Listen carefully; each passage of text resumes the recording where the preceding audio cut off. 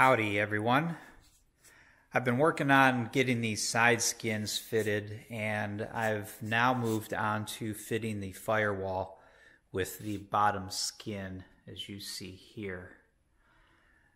So let me go back a little bit and try to think of any little hints that I might have. Again, the side skins are a little bit of a pain to fit because you have to do this conical bend. And this corner here, this very tight corner of the bend, this is kind of critical because if you don't get this bent right, then this bottom skin will sit up too high. Or if you get this wrong, this skin will sit down too low, or this corner will stick out this way too far. It's not the end of the world. You can see here, of course, this is just held together with clecos. I'm assuming this will get pulled tighter with rivets, but you can see that there's a little bit of a gap right here between the side skin and this bottom skin. And right now I've got a little bit of a hump right here. Get this vinyl out of the way. Between this skin and this skin, there's a gap right here. The bottom skin is kind of humped. These are things that I can probably work out a little bit when I disassemble this, but I've had this side skin, both side skins, on and off multiple times, trying to get it to fit better. I don't like doing that because the more you fool around with removing and installing clecos, the better chances you're going to screw up the punched holes that are already in the skins. So I try not to assemble and disassemble more than necessary. I think this is good enough now that I probably won't screw with it any further. When I take these skins off to clean them and deburr all the holes, I may play with this a little bit, but I'm not going to bother with fitting it and disassembly and fitting and disassembly. So as of right now, both the skins are on, and the next time they come off, it will just be to clean them up. And I don't plan on trying to refit them. And I believe I've mentioned before that I write little notes everywhere. As I fit things together, I just write little notes on them to remind me that when I do disassemble and prep everything for final riveting, I have these notes to remind me, oh yes, I have to fool with this, I have to tweak that. So I have little notes written everywhere. This note here, up underneath here, is the L bracket. See if I can get this. There's this L bracket here. And when you're drilling your longerons, which I've already done, if you don't remove that bracket, when you drill these holes, you'll run the drill bit into that bracket. So you want to make sure to take that bracket out and drill these holes in the longeron, then you can put your bracket back. So again, notes are very important. And like I said, I've got my longerons drilled. I had done that a few days ago. And now I have this firewall in work. I didn't take any video, but I have a couple pictures of the longerons that run in here. This front part of the longeron here, you have to twist it. The powder-coated metal brackets that are in here, let me see if I can get that. This may be too dark, but there is one of the brackets, and they sit on the longeron.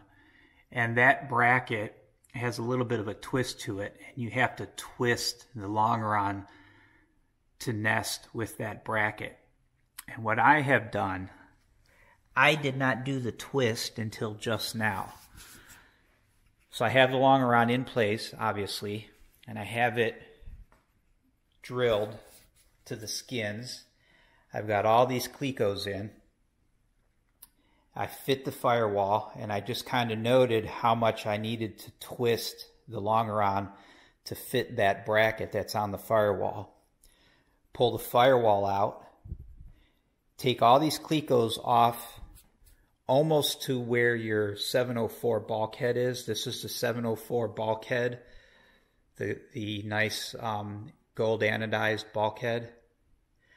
I leave like 2 clecos before that just to make sure that this doesn't twist all the way back here. So I leave the longeron cleco to the skin here, just in front of the bulkhead. I take all of these out.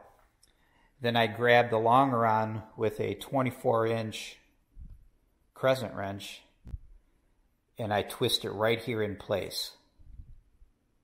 I do that to both sides, and then I fit the firewall and check to see how the brackets nest.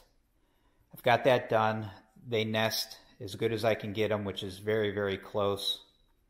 They look really good. And then I went ahead and started to fit the bottom skin. So that's kind of what you see here. I've got the firewall in place. I've got the twist in the longerons done. When you read the instructions, they tell you to mark a line down the length of the angle that makes up the support structure for the firewall. So the aluminum angle that's part of the firewall, you mark a line down it, and then you sight that line through this second row of rivets. You want that line centered on all these holes on this second row here, not this front row. The other thing that I did, I marked a center line on that angle from left to right, so I could find the center of the fuselage and make sure that that is centered on this center hole of the skin. So now at this point the firewall is centered left to right, and it has the correct distance from the 704 bulkhead up to here. This distance, fore and aft, is correct. So next up, I have to clamp the firewall, the skin, and the aileron to that bracket that's in here, the white powder coated bracket. All this gets clamped together so I can drill these holes. But you have to maintain, the instructions tell you to maintain a distance from this forward edge of the skin to the face of the firewall. So this distance here has to be 5/8. Now I've checked it up here when I drilled these holes. I put my line in here and I C-clamped everything together, and then I measured this distance here and it was 5/8. So I went ahead and drilled these holes to hold it there. When I measure down along this edge, all the way down through here, I have to maintain that 5/8. So I'll set my 5/8 distance on the firewall. You can move the firewall in and out a little bit. I'll get that 5/8 distance set and clamp it here to hold it. And then I'll go ahead and I'll start clamping the skin and the longeron to the white powder coated bracket that's in here. Once I get that all clamped tight and drawn together, I'll verify that this distance here is still 5/8, and I'll drill these holes. So that's where I am currently. At the moment, I can't think of anything else worthy to talk about.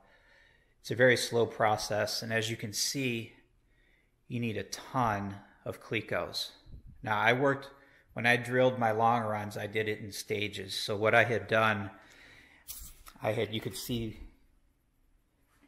the clecos I have here. I have like 27 clecos in a group.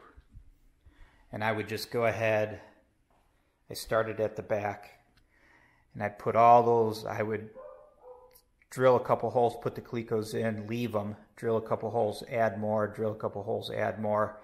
And when I had all 27 clecos in, when I would drill this hole, I would take this back cleco off and move it up here. Then I'd drill the next hole, come back, grab the last cleco, bring it up here. So I always had a length of clecos holding everything in place. And then I went ahead and drilled and went ahead and moved my clecos down as I went. I just don't have enough clecos to cleco the entire longeron from end to end on both sides. So make sure you have plenty of the number 40 silver clecos. I've actually ordered more. I've got 50 more coming today, and that may not even be enough, but I think I can swing it. All right, folks, so that's it. Let me get moving on some of this stuff, and I'll come back and wrap with you later.